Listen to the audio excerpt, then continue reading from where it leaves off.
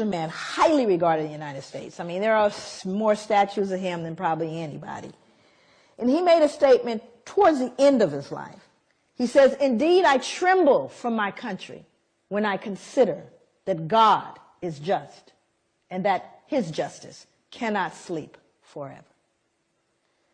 You see, it haunted him to his grave because Thomas Jefferson knew. He knew what would happen. Matter of fact, he predicted exactly what we're dealing with today, what happened between people of African descent and those of European descent. Predicted it. He was a bright man. How do you reconcile behaving in such a barbaric way? Well, let's see what he said. He said blacks smelled bad and were physically unattractive.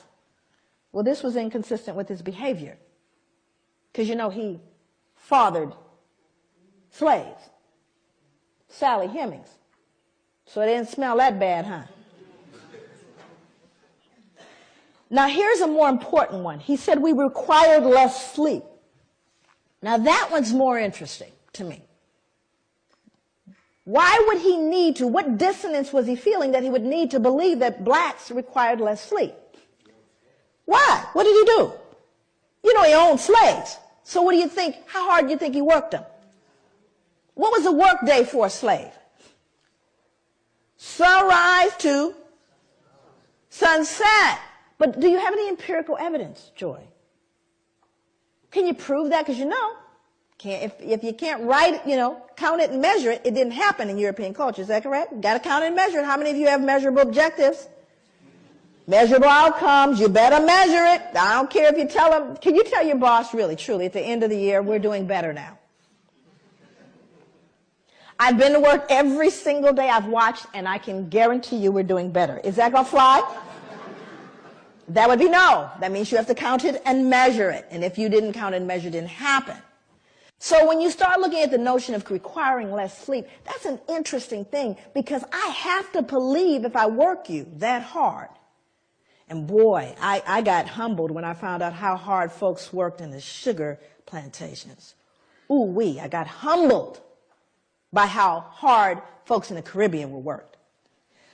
But what I decided to do is I looked at the Library of Congress. Most of my work over the 9 years that it took to write the book, 6 years of that was research. The other part of it had to do with doing interviews of elders and reading slave narratives, and there are thousands of them. This is just one taken from the Library of Congress. Sarah Gudger from North Carolina wrote, "Never known nothing but work, never knew rest, felt like my back was going to break. This the gospel truth." Then I looked at what happened in the sugar plantations, and this was amazing. One final set of grim numbers underlines the way slaves on sugar plantations like Codrington, which was a plantation in Barbados, were systematically worked to an early death. When slavery ended in the United States, slaves imported over the centuries had grown to a population of nearly 4 million. When it ended in the British West Indies, total slave imports of well over 2 million left a surviving slave population of only about 670,000. More than twice as many slaves were shipped to the island of Jamaica alone than all 13 North American colonies combined. The Caribbean was a slaughterhouse. In fact, the reason why there was more importation of slaves to these plantations is because they died so frequently. They were treated so badly, ate so poorly, that females never reached their menstrual cycles. They never actually started their menstrual cycles, so they couldn't reproduce, you see. And so many of them died, they had to import more. That's how treacherous it was, you lazy black folks that you are. Isn't that ironic, though? What's so ironic is black people run from the shame of feeling like they're perceived as lazy. I mean, I live with that so much that when I would go to hotels, I would leave it cleaner. Because your mother, everybody's mother taught you, leave it cleaner than you found it. So black folks are so hypersensitive, I was cleaning up the hotel room. Because I wouldn't want anyone to think I'm dirty, right? Now, other people in the audience that are of color, how much harder did your parents tell you you had to work to get to even? How much harder? You had to work twice as hard. Now, how come I knew that about you? How come I knew that? Think about it. And yet, at the same time, white people think we're Lazy, you see? But we're so hypersensitive because of the shame, right? And then our ancestors will work to death. To death. Recently, they unearthed the slave cemetery. They unearthed actually a slave cemetery in New York City. It's on Wall Street, by the way, in the shadow of the bull. Unearthed the slave cemetery, and they still to this day they're struggling. They recently, have done a lot in terms of commemoration. I went to it took me everything to get to it. They had it blocked off so you couldn't get to it, but because they didn't want to deal with it. You can't just bulldoze a cemetery. So here in all these skyscrapers in the middle of it is this little cemetery, and there are slaves in that cemetery. More important than that was what the bones told us, because now you got CSI. Hell, I can go in there and tell you what's going on now. So with the CSI thing, now they've discovered a little bit about the bones. And to me, the most phenomenal thing about the bones is what they told us about those people and how they live. Majority of the people in there were children, infants and children, high mortality, infant mortality rate. They even know what they died of. Died of malnutrition and starvation, because they could tell by the rotting of the teeth and the jawline. So even though they most likely grew food, they weren't allowed to eat it. And then they found something even more peculiar that speaks to this idea of why he believed we required less sleep.